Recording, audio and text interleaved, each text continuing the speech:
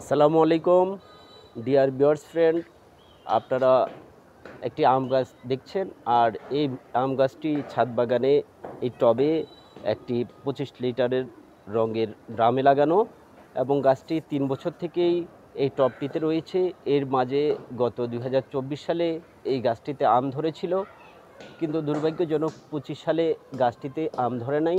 তবে গাছটি মাশাআল্লাহ অনেক শাখা প্রশাখা বেড়েছে, মেলেছে। আপনারা নিশ্চয়ই দেখছেন গাছের মাশাআল্লাহ বিভিন্ন রকমভাবে কীভাবে শাখা প্রশাখায় গাছটি প্রসারিত হয়েছে, এবং গাছটির গোড়ায় পরিপূর্ণ পুষ্টি উপাদান রয়েছে। আর এই গাছটির গোড়া বসানোর পূর্বে স্বাভাবিক মাটির সাথে জৈব মাটি মিক্স করে এই গাছটিকে বসানো হয়েছে, এবং গাছে পরবর্তীতেও যে খাবার বা সার দেওয়া হয় তাও আমার নিজের তৈরি আমি জৈব সার গাছের গোড়ায় দেওয়ার চেষ্টা করি, এবং তাতেই মাশাআল্লাহ গাছটি দেখুন কিভাবে সুন্দরভাবে গাছটি একটি বৃক্ষর মতো, বড় বৃক্ষের মতো সেটা বেড়ে উঠছে।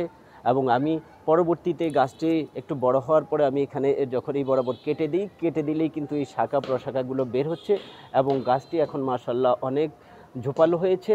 এবং প্রত্যাশা করি ইনশাআল্লাহ এই বছরের শেষে, এই 25-এর হয়তো অক্টোবর নভেম্বরে গাছটি থেকে আবার ইনশাআল্লাহ ফুল আসবে এবং আম ধরবে। আমি চেষ্টা করব আপনাদেরকে আপডেট দেওয়ার জন্য। আপনাদের যদি আম গাছ সংক্রান্ত কোনো প্রশ্ন থেকে থাকে আপনারা কমেন্টস করে জানালে আমি ফ্রি উত্তর দেওয়ার চেষ্টা করব। আর সবাই ভালো থাকবেন, বেশি বেশি করে গাছ লাগাবেন। ধন্যবাদ।